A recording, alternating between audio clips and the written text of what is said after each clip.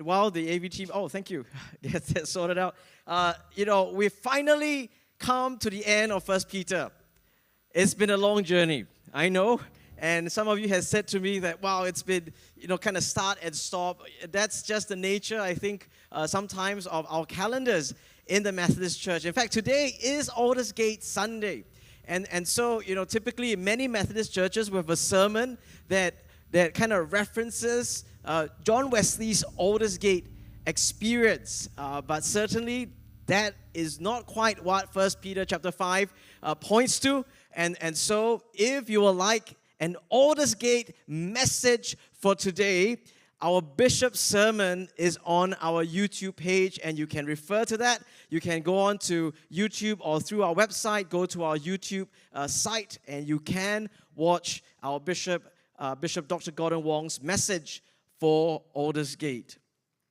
Now, we come, of course, to the last chapter of 1 Peter, and next week we will begin 2 Peter. And by the grace of God, we will do that uninterrupted in June, and we will complete 1st and 2nd Peter by the end of June. Isn't that wonderful?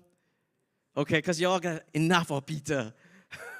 Yeah, and we'll be heading in the second half of the year, we'll be looking at the Old Testament book of Ruth. And I'm very excited as well to do that. I've been doing some research on that, and I'm really excited to start the book of Ruth in the second half of the year as we talk about what it means to be hospitable, to care for one another in the love of Jesus.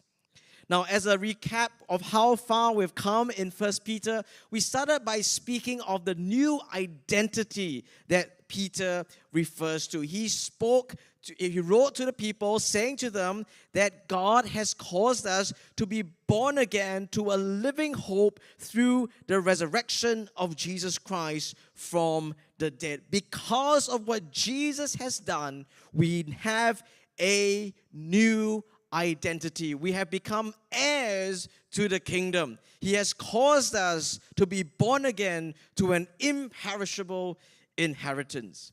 The second thing we looked at was how we are part of a new family, that we are God's people. Because of what Christ has done, we have now become God's people, a people for His own possession. Once we were not a people, now we are. We are a new family. The third thing we looked at is that there is now a new way then to live. In chapter 4, we see how Peter exhorts the people to live in a self-controlled and sober-minded way, to keep loving, showing hospitality, to serve one another. And I referenced this in my sermon 3 weeks ago. Keep praying, keep loving, and keep serving. And of course, last week, Pastor Loretta brought us through suffering, but that's not what I mean.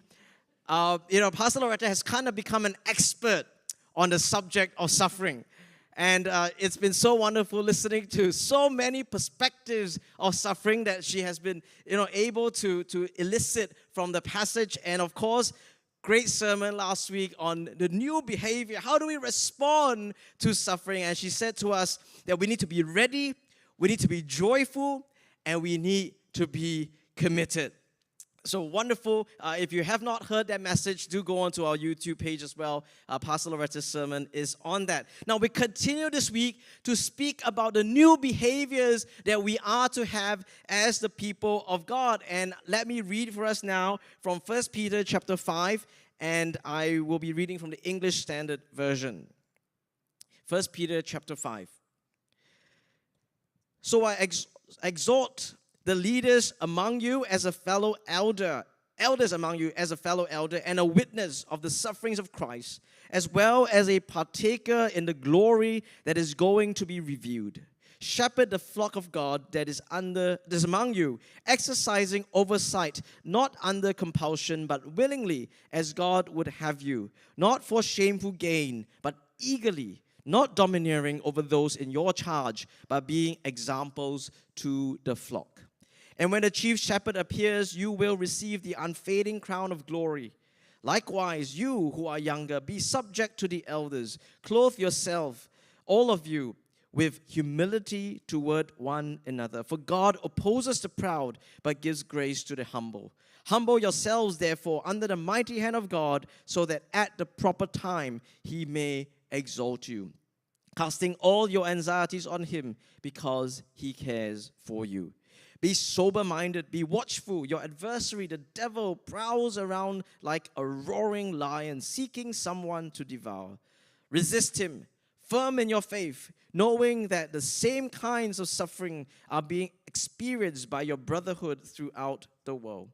And after you have suffered a little while, the God of all grace, who has called you to his eternal glory in Christ, will himself restore, confirm, strengthen, and establish you. To him be the dominion forever and ever. Amen. By Silvanus, a faithful brother as I regard him, I have written briefly to you, exhorting and declaring that this is the true grace of God. Stand firm in it. She who is at Babylon, who is likewise chosen, sends you greetings, and so does Mark, my son.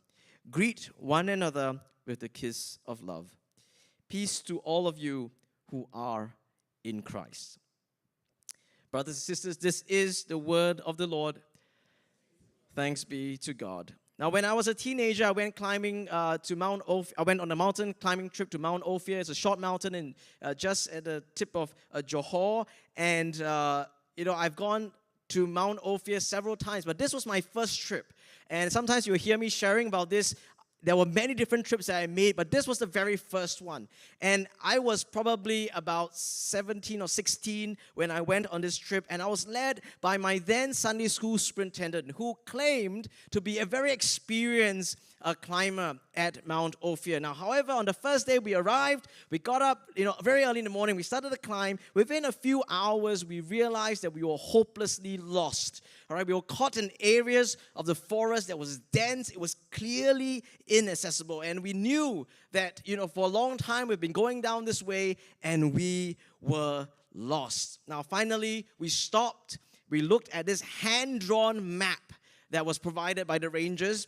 And we looked carefully and we thought we might have missed a turn very early in the climb. So very early at the beginning, there was a left turn that we missed. And we've been going on this way, across following the waterfall for a long time, and we were very far off the route that we had to climb all the way down to the start and make that turn.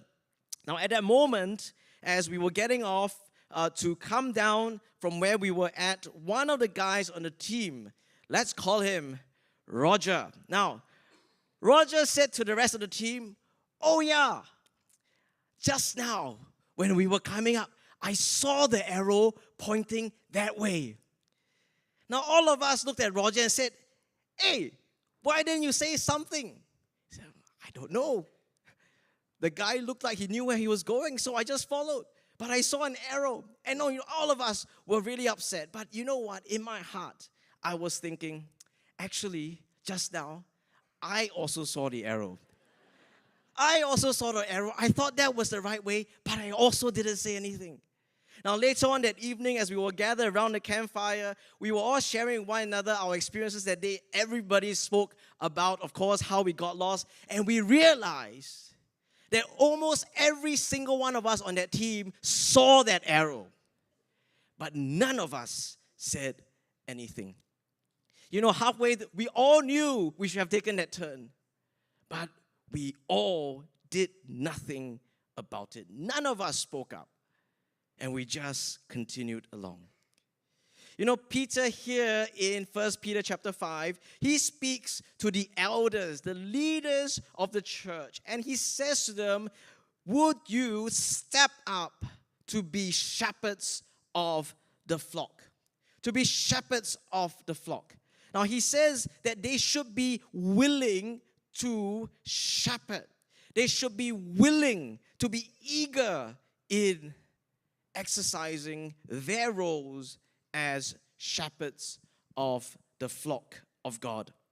Now, elders here, it does not mean older persons in the church, but leaders within the community. This is a title for the office of an elder rather than a description of one's age. And here the command that Peter is making is that these elders are to be faithful to shepherd the flock.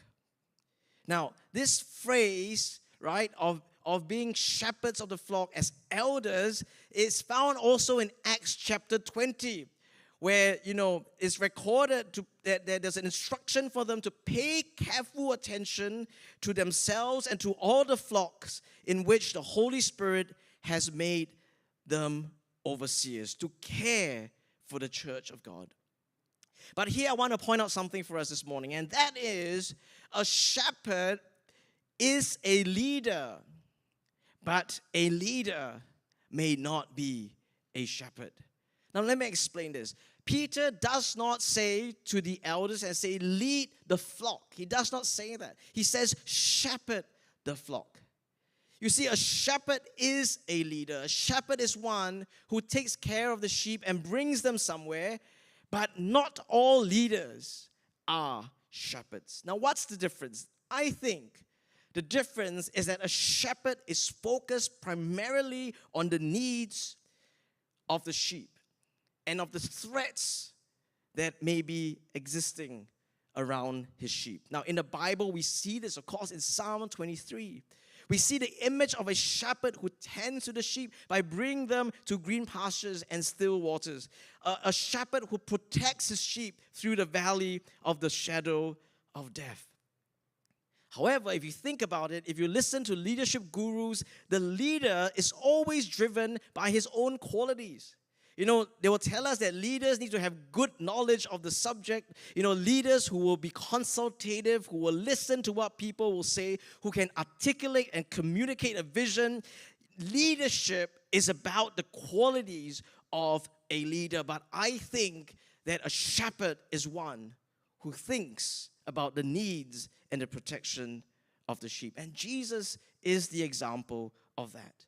Jesus is the example of a leader who saw the needs of creation, humanity. He came to the earth not to run a survey and align us to his vision, but he came to give himself sacrificially for the needs of humanity and to protect us from the effects of sin. Today we talk about Robert Greenleaf's term servant leadership. I think many of us who have done any course on leadership would have heard of that.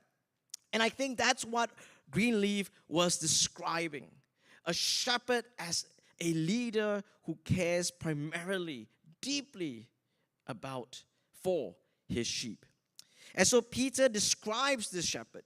He describes this shepherd as one who is willing, who is eager, and a good example. A shepherd who is willing, who is eager, and a good example. Some years ago, I read a book that was published in 2019. Now, if you're serving in the youth ministry or the children ministry, you would have heard me speak about this book because this book reshaped my understanding of ministry. Now, this was huge. This was a book that referenced a huge study that was done across America that looked at 1,500 18 to 29-year-olds who grew up as Christians. Okay, so 1,500 young people, 18 to 29, who grew up as Christians. Now, they grouped these 1,500 young people in 4 groups, okay? 4 groups. The first, they called the prodigals, and these were the ex-Christians. Christians who no longer, or those who grew up in the church as Christian, who no longer identify themselves as Christians. They found that there were 22% of that 1,500 who were prodigals, that means ex-Christians. Now, the next group that they had were the nomads, or they called them the lapsed Christians. Now, 30% of that cohort, 1,500, identify themselves as Christians, but have not attended church during the past month. Okay, so lapsed Christians have not attended church during the past month, 30%. Now, the next group, the 38%, big group, were what the authors called habitual church goers. habitual churchgoers. Now, these were those who described themselves as Christians, have attended church at least once in the past month, but do not have a core belief or behavior associated with being a disciple of Jesus.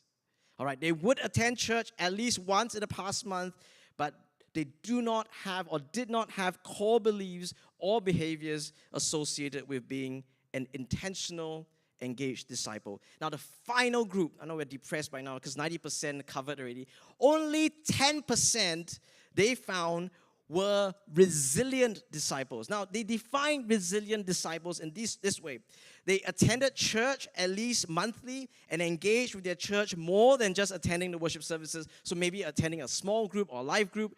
They trust deeply the authority of the Bible. They are committed to Jesus personally and affirm that he was crucified and raised from the dead to conquer sin and death. And number 4, that they express a desire to transform the broader society as an outcome of their faith. Now, this book is called Faith for Exiles. Okay, and at the second half of the book, after presenting all these findings, they presented 5 practices of what distinguish those who grew up to be resilient disciples. Okay, are you ready for this, parents? You've got to watch this, you've got to see this.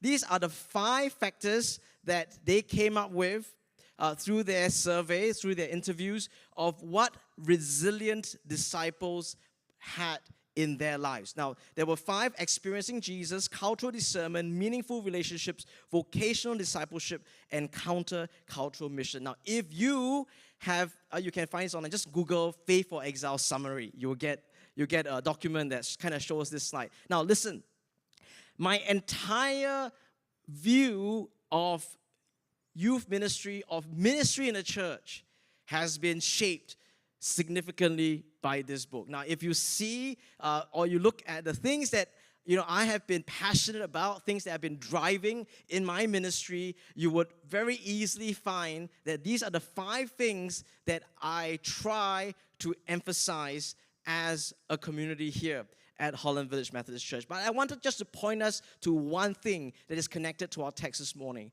and that is for people to be willing shepherds. You see, one of the factors that they found made for resilient disciples was this: that when they were growing up, these young people had close personal friends who were adults from their church. Listen, they did not say that they had good youth workers. They did not say they had great youth pastors. They said that they had personal friends who were adults from their church. This is huge. This means that it's not just the responsibility of the Sunday school teachers, the youth ministry staff, the youth ministry volunteers. This is the responsibility of the whole church to be close personal friends with the people who are growing up, the young, the children, the youth who are growing up in our church. That is an important factor to what a resilient disciple would have experienced as he grew up. Friends, we may not be elders by office or by title, but all of us have that opportunity. All of us have the capacity to be a shepherd to someone who is in our community.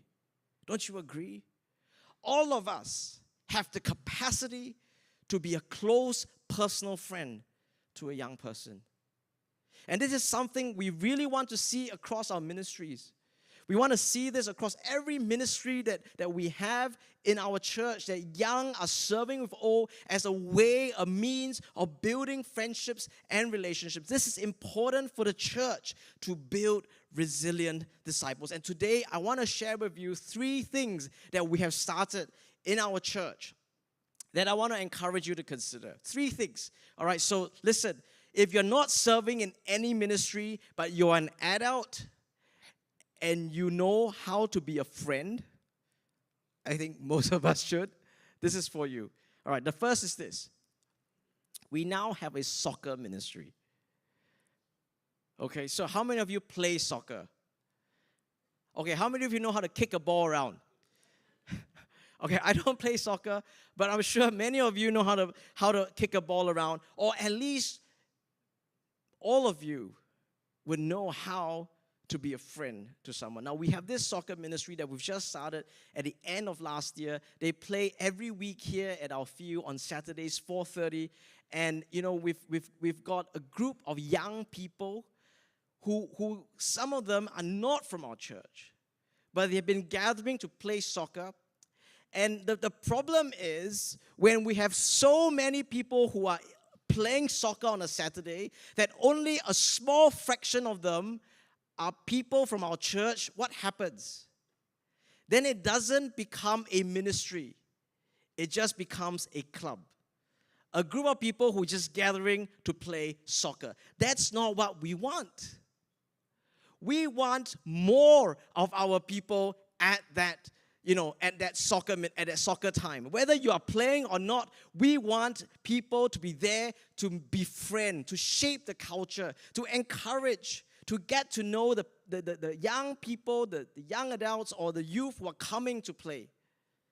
Because we don't want to end up just running a program where people have access to a place to play soccer. That's not the vision. Anybody could do that. But our vision is for this to be an opportunity to reach young people for Jesus. And so if you are free on a Saturday afternoon, no, if you are not free, never mind. Make yourself free on a Saturday afternoon. Come and join, a group of our people just to get to know others who are coming to be part of this program. And I think next week, if I'm not wrong, we're going to try to invite some of them to our church for service because they've kind of got a match that afternoon. So we're going to invite them to our church. So this is your opportunity, right? At communion lunch next week, find someone who looks young, like they play soccer, and you have never seen them before, and sit next to them and be a friend to them. So that's the first. The second is this. Last year we ran a pre-marriage course. First time we've done it in a long time, I believe. And this course has as part of its program mentors who are involved in walking with couples throughout the program. Now, if you have been married for some years, we want to encourage you to be part of the group of mentors, right? You can just journey with a younger couple, a couple who perhaps preparing for marriage. You could journey with them, walk with them. Listen, your marriage doesn't have to be perfect because nobody's marriage is perfect, right? Your marriage doesn't have to be so good and you don't have to be so lovey-dovey, That's not what we're asking for. We're asking for real couples who love Jesus and love one another. If you are married and you can give yourself just a few months, or one meeting a month for the rest of the year just to spend time with another couple, would you consider this? The final one is this, youth camp or church camps. We have our youth camp coming up in about two weeks or so. And, we need people to help us just come around. Come around, buy breakfast, help provide some kind of supervision or be chaperones. We need our church, all of us, to be involved. Not just the parents. Not just the parents because you've got a vested interest, make sure my son eat properly so I buy breakfast, That's not why. You should come because you love the church, you love the Lord, and you love young people. If we want to see resilient disciples growing up in our church, then our youths cannot just know they are youth workers, they cannot just know they are youth volunteers, they must know us as a church. And they must relate with us as their friends. And so I want to encourage you again. This slide's been coming up very often, I know, recently. But I want to say to you, if, as I've spoken just now, something tickled your spirit or your heart, you thought for a moment, yes, I could do that. Could you scan that QR code and tell us? If you missed this slide, it's on our website. You can just go to our website on the top banner under Get Involved, Serve. You will find the link to this site. If you feel God prompting you, even in the slightest, would you register? Would you sign up so that at least we can begin a conversation with you?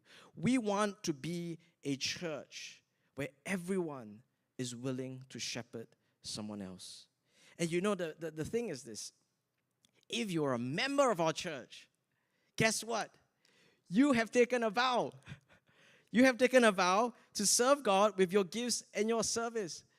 I didn't make that vow for you. You made that vow, unless you kept quiet during during the ritual. But you made that vow, and I think it's important for us not just to do this out of an obligation because of the vow, but because the vow prompts us to consider who we are as God's people, and that's what Peter was calling the church to do. So that's the first thing: be willing to shepherd. The second thing that Peter brings us to is to be humble, to trust. In 1 Peter chapter 5, verse 5, he says, clothe yourself with humility. He repeats this in verse 6, humble yourself. Now, this is not the first time in 1 Peter that he speaks about humility. In 1 Peter chapter 3, he references how the church should have the unity of mind, sympathy, brotherly love, a tender heart, and a humble mind. But I think here in chapter 5, I think what Peter was referring to was the humility of a child. You know, in Matthew 18, Jesus said that unless we come to him like children, unless we humble ourselves like children, we will never enter the kingdom of heaven. You see, what Peter is saying here is that it is important in this new identity that we have, in this new family, in this new way, and this new behaviors that we are to take on, that we are humble. Because when we are humble, God gives us his grace, he exalts us because he cares for us. You know, this verse, cast all your anxieties on him because he cares for you. How many of you have seen that in a WhatsApp message at least once? No? Oh man, we got to send you guys more WhatsApps. Often, when you're going through exams, you're going through difficult times, people will send that to you and say, cast all your anxieties on God because he cares for you, right? Surely you have heard this at least once, but never have I heard it in the context of be humble. Cast your anxieties upon God. Peter makes this connection between humility and casting our anxieties on God. You see, proper humility comes when we cast our anxieties on God. You see, we need to be humble to know that by ourselves, if we consider ourselves the masters of our own lives, God cannot work his miracles around us. Because when we rule our lives, when we don't humble ourselves to trust him, when we don't humble ourselves to acknowledge that we are not God, that by ourselves we can accomplish nothing, and God's power cannot be seen. Because we become so self-focused, so self-centered, we begin to think of the resources that we have, the abilities we have to solve our problems. And then somebody comes along beside you and say, cast your anxieties. And with all of the stress of what you're going through, you say, okay, I'll cast my anxieties on God. But we forget that the first step to that is humility, is to recognize that God is in control. And so that's the second thing that Peter calls the church to do, to be humble, to trust. The third is this.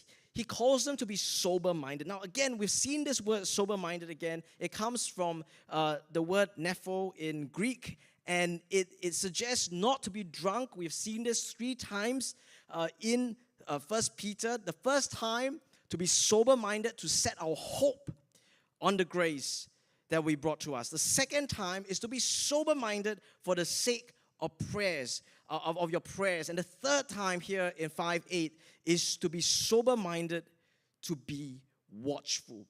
To be watchful. And what Peter here means is to be watchful, to be vigilant against the adversary, the devil. Now, this is a big one. And in your study materials this week, I've included an article on Satan. Okay, that's not what we normally say, but yes, we've included an article, a 2-page article on Satan and the Old Testament, New Testament references. So if you're interested in this, go look at that today. It should be on our website by the end of today. Now, I just want to point you briefly to this adversary, right? Now, in Job chapter 1, of course, we read about the adversary, and he's called Satan, who comes to test Job, and the word in Hebrew is actually Satan. But it just means the adversary, right? The adversary who comes against Job. And in Revelation, of course, we see this, and most of the time we talk about Satan and devil, we think of Revelations, and we do see this in Revelation 12, verse 9, about this ancient serpent who is called the devil, and Satan, the deceiver of the whole world. But I also wanted to show you something. I'm not sure if you realize this, but Peter has intimate knowledge about this Satan. He has very intimate knowledge about Satan because firsthand he heard he heard Jesus rebuke Satan. You see this in Matthew 16 when he went around telling people that he must suffer many things and on the third day be killed, and then on the third day be raised. And then Peter takes Jesus aside and says, this will never happen to you. And then what does Jesus do? Jesus turns to Peter and he says to him, get behind me, Satan. Peter has intimate knowledge about this adversary, and he's now warning the church to be vigilant against Satan. Now, when I was a teenager, I found this book sitting on my father's desk one day. Actually, the edition I had, or the edition that was on my father's table, had a devil on the front page and the prohibition sign over the devil. But this cover fits what I'm about to share, because it was shortly after I saw the book that my mom comes to me one day, and she says that she had a horrible dream, and in that dream she dreamt that there was a snake slithering around my bedroom. Really scary. Now, as a teenager, I just ignored her. I dismissed what she said, right? I mean, clearly no snakes in my room. But, years later, I found out when I bumped into a friend of my mom's that during this season, after my mom had this dream, my parents were deeply worried and concerned for me because I was a teenager and they couldn't figure me out, right? I mean, I was stonewalling them. They weren't listening. I wasn't talking to them. Certainly wasn't listening to them. But my parents, this friend told me, my parents patiently prayed for me. They got their small group to pray for me as well. Now, in fact, I learned from this, my mom's friend, that not only did my mom pray for me, she prayed for all of my friends by name. Every friend she knew, every friend who came over, every friend that I made mention of, she will write in a notebook and she will pray over them. Amazing. And my mom's friend found out because, my mom got their small group to pray for me and my friends. So people knew my friends, and I didn't know them. And they were praying for us. Now, I look back at this season and I realized that this, shortly after this season, it was around the time that I received my call to be a pastor. Okay, now friends, I'm not saying that if you pray for your children, they'll become pastors. Okay, that's not what I'm saying. And I'm certainly not saying that if you don't want your children to be pastors, don't pray for them. That's not what I'm saying. I'm saying that my mom's dream prompted her to pray and intercede for me and my friends. Friends, as parents, as grandparents, we need to be vigilant to the adversary because he is prowling to destroy our families, to destroy our children. And it is so important that we as the church gather around to pray for our future generations. Ephesians chapter 6 says this, that we do not wrestle against flesh and blood, but against the rulers, authorities, and cosmic powers of the present darkness, against the spiritual forces of evil in the heavenly places. And so what is our response? Our response is to pray at all times in the Spirit with all prayer and supplication. To that end, keep alert and pray with perseverance. Now listen, we've spoken about this so many times, but I want to tell you, if you want to see God break through in your family, if you want to protect your family from the attacks of the evil one, first, you need to pray. You need to pray. Certainly as individuals, you need to pray. But also, we need to gather together as the people of God to pray. And this Friday, we'll be praying for the future generations.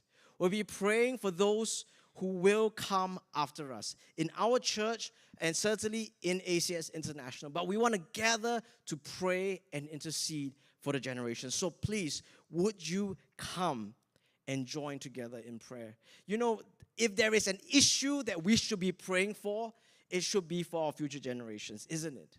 If there is something we should be on our knees crying out to God for, it should be for our future generations. It should be for your children, your nieces, your nephews, your grandchildren.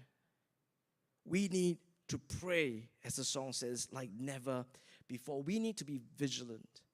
You see, so often we become so consumed by what society says is important for our family, for our children, their academics, their achievements, what they're doing, which class they're attending, which enrichment program they're in, which CCA they're able to get a DSA into. We are so consumed by that we have forgotten that we need to be vigilant, because the devil does not need to make your child walk away from the church, renounce Jesus. He doesn't need to do that, right? C.S. Lewis says, writes in his book, The Screwtape Letters, that what the devil just needs to do is to keep you busy. Keep you busy. And we forget to pray. So friends, we need to be vigilant to the adversary, and we need to pray together. And finally, and I'm going to end on this, is that we need to be firm. We need to stand firm to the end. And this is the encouragement that as Peter ends his letter, he says to the church that after you have suffered a little while, God will come in his glory in Christ to restore, confirm, strengthen, and establish you. You see, God's purposes are always going to work out because Jesus is victorious. What we need to do is to stand firm in the faith, to never give up, to be vigilant to the adversary, to humble ourselves sufficiently to acknowledge that we are not God. We are not the masters of our lives. God is. We need to trust him. And we need to be willing to shepherd and raise a new generation of young men and women who will serve the Lord, who will fear him, and walk in obedience to his word. Today I have invited to engage in a conversation with me, not Pastor Loretta. She has suffered enough. I've invited John Sear, who also is the chairperson of our camp committee for 2025. And he's gone. I don't see. Oh, he's here. I thought you ran away. Would you put your hands together? And I want to invite John to join me in our conversation today.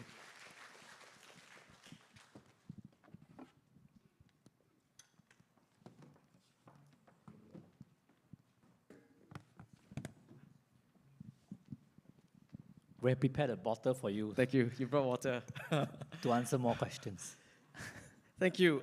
John, so anyway, we've got the slide, the Mentimeter slide up, so if you need to scan the QR code, please do, and so that you can ask a question, essentially, and we're going to jump into that once questions come in. But before, we take any of the questions that are coming from the floor, I just wanted to start by asking John this very important question. Now, I recently have three children, Congratulations. and it's a mess. I mean, like, it's like havoc, right? Everything is everywhere. Nothing is where they should be. How do you do it? Because you have 5 kids, and you've got another one coming. Yeah. So how do you do it? Let's start with that. Okay. Thank God for children. I think they are blessings. But I think there is order in chaos. Not in my house. No, really. So a quick one. I think when we had the first child, 2:1, we have 4 eyeballs on one child. Every time that something happened, we will go forward and we will clean up the mess and we will do all this. The second comes along and say, okay, let's divide and conquer. And when the third one comes along and say, I think we have got to prioritize. And thereafter, it's like, oh, where is the 5th? What happened? Oh, you fall down. Maybe you can come over or crawl over and we will comfort you. So somehow there is going to be a bit of order in chaos because we just cannot manage and we will let things come along. I see. Yeah. So you no longer go to your children, but your children come to you when they're injured. Yes. Right. And when there's food. I should try that later. Well, okay, if you submitted, if you've got questions for John or questions relating to our passage today on 1 Peter chapter 5 or any of, across this sermon series, please feel free to ask. We've got a question that come in, but it's not really like a question, but I think it sounds a bit like one. Maybe we suffer the most when we do not accept our situation or suffering. Once we learn to accept, we suffer less. Do you agree with that? I speak from my own experience. There are 2 kinds of suffering that I have. One is because of my own unwise decisions or willful sins. So I suffer and I just say, so be it. This is my own issue. But I think there are also other kinds of suffering that I wrestle with for months or for years. Or sometimes I call it pain, a prick in the, a thorn in the flesh. And acceptance after a while really helps me to feel at peace. Though it's not less painful, but there's a peace in me that I feel that this is something that I would gladly take because I can't run away from it, nor can I wish it away or pray it away, but it sits better when I accept it.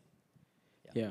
And I think just to add to that, I think the point that Peter makes about casting our anxieties, our worries, and again, 1 Peter has been a lot of suffering, of course, and we've made mention of that many times, and Peter kind of says that, well, if you humble yourself to accept that, you are not in control, that there is one who is in control, and there's one who is victorious, who will restore, redeem, and that's the posture of humility to accept. I don't think we accept suffering from a posture of like resignation.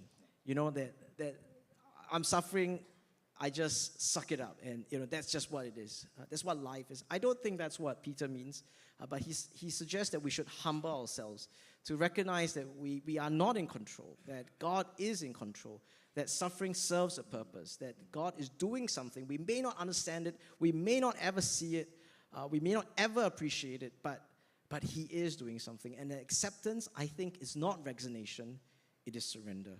And I think there's a world of difference between resignation and surrender, and I think that's something that... Yeah. If I may add on, I think one outward sign that I can see after I surrender is that I'm able to give thanks for that suffering, whatever it is, shape and form.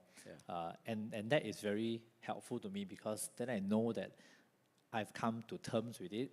God has signed me up for His program, and I'm thankful for that.